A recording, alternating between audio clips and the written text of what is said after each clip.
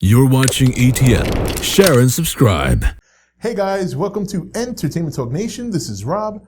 This video, we're going to do our review for The Flash. A very good episode, particularly for Captain Cold, because we got to see a very vulnerable Captain Cold in this one, a side of him we haven't seen before, which I thought was very good. I also felt it was kind of setting him up, or setting up his character, maybe as to why he'll be in Legends of Tomorrow, but that we'll obviously find that out as the time progresses on the season for Arrow and Flash.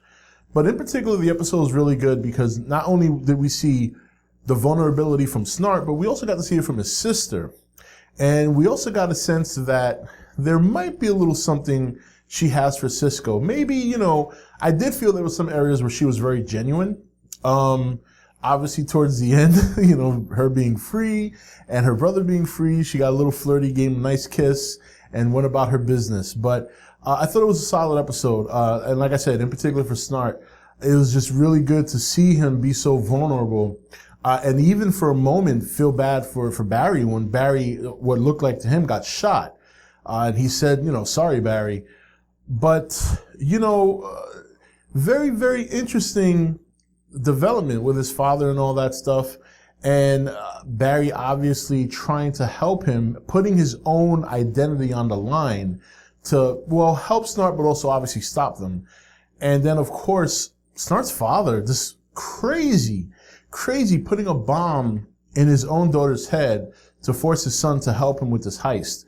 So a very, very intense moments in this episode in terms of what was going to happen with Snart's sister, and how is Barry going to save her and at the same time keep his identity, stop the heist, but at the same time help Captain Cold. So there's a lot going on.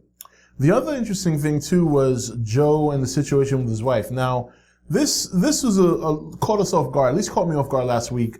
I mean, of course we knew, if you pay attention to the all the discussions outside of the show leading up to the premiere, we knew that there was an actress that was going to be debuting as Joe's wife.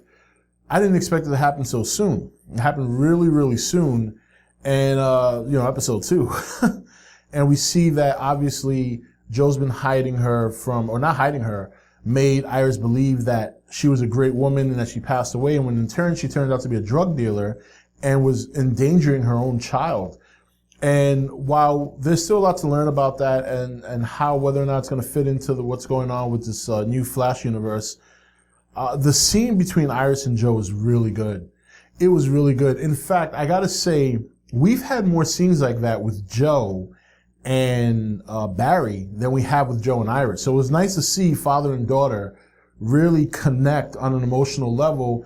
And at the same time, Joe, you could see the pain of him, you know, keeping this from Iris. Obviously, he did it for her own good, but, you know, he doesn't like lying to his daughter. You know, he did it last season when he lied about Barry's powers, and sure he felt bad about that. And of course, lying about her mother, not only the idea of lying to her, but knowing now that Iris knows the truth about her mother and that her mother is not this wonderful woman. So that was a great scene. And that's one thing I love about the show, is that as quirky as it is, as cheesy as it is, and it doesn't have quite dark moments like Arrow does, it really has some powerful emotional moments with some of these characters interacting. In particular, Joe usually carries some of those best scenes. Just so you know, if you see tears from my eyes, I'm not crying. I have allergies and I've been tearing for like 6 straight days. It's been horrible. But I can feel them coming down and I'm like, oh no. I'm like, they're going to think I'm crying when I'm talking about this part. I'm not. But no, it was a really, really good scene between those two and it was great. I thought the opening of the episode was pretty funny. Barry telling Iris to jump out the window. The fact that she even had the balls to was pretty surprising, but she does trust Barry. I thought it was a pretty cool scene. And obviously Iris continued to put herself in some danger. And I'm hoping that she doesn't continue to do this knowing that Barry's always going to be there, because there may be a time he's not. We see that Caitlyn and Jay are kind of flirting with each other a lot. There's a little bit of tension there, good tension. And they stabilized the portal and now made the speedster canon.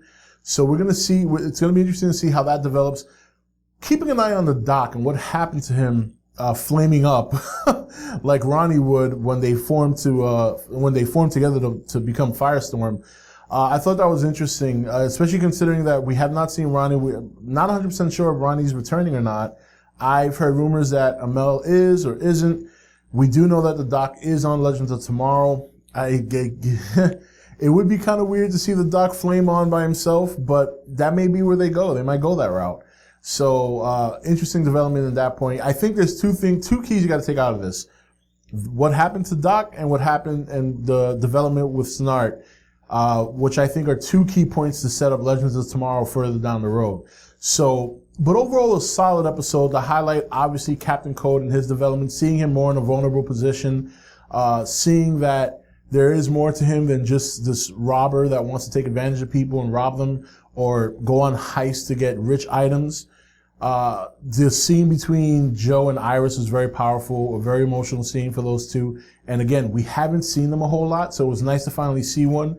And it had a lot of meaning in terms of their family, his wife, her mother. So we'll see how that develops. It's going to be very interesting. I did not expect it to pop on the show that soon.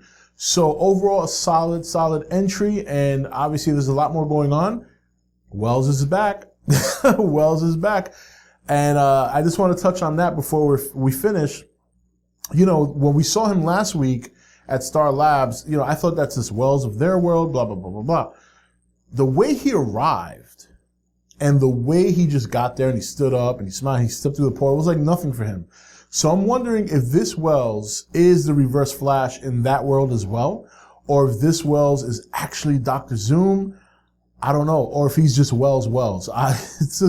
It's so weird. It's hard to gauge. He does not look friendly is what I'm saying. You know, he does not look friendly. He looks like he stepped through that portal, was no big deal to him, was no surprise. Very interesting Harrison Wells character this year and what he represents. What is he? Is he just regular Wells? Is there something more to him? Man, it's going to be crazy.